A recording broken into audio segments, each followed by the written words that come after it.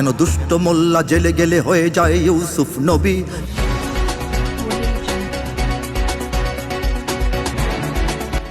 সম্প্রতি কেন কেন প্রশ্ন তুলে সমসাময়িক একটি বিদ্রোহী কবিতা আবৃত্তি করতে দেখা যায় ইসলামিক অঙ্গনের জনপ্রিয় সাংস্কৃতিক শিল্পী ও কবি মহিব খানকে।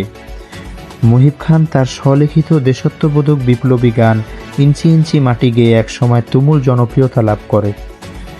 এরপরে বিভিন্ন সময়ে সমসাময়িক পরিস্থিতি নিয়ে একাধিক গান রচনা করেন। এবারে তার নতুন রিলিজ হওয়া একটি প্রতিবাদমূলক বিদ্রোহী কবিতা ঘিরে মিডিয়া পাড়ায় তুমুল আলোচনার সৃষ্টি হয়েছে।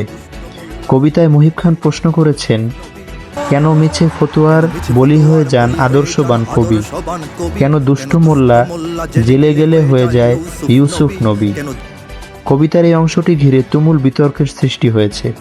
কেউ বলছেন এখানে বিশেষ কোনো ব্যক্তিকে উদ্দেশ্য করে বলা হয়েছে, আবার কেউ বলছে কবি নিজেকে আদর্শবান কবি হিসেবে উপস্থাপন করতে চেয়েছে এই কবিতার মাধ্যমে। গানটি রিলিজ হওয়ার পর থেকেই অনেক সোশ্যাল মিডিয়া ব্যবহারকারীকে দেখা গেছে এই নিয়ে পক্ষে বিপক্ষে বিভিন্ন মতামত পেশ করতে।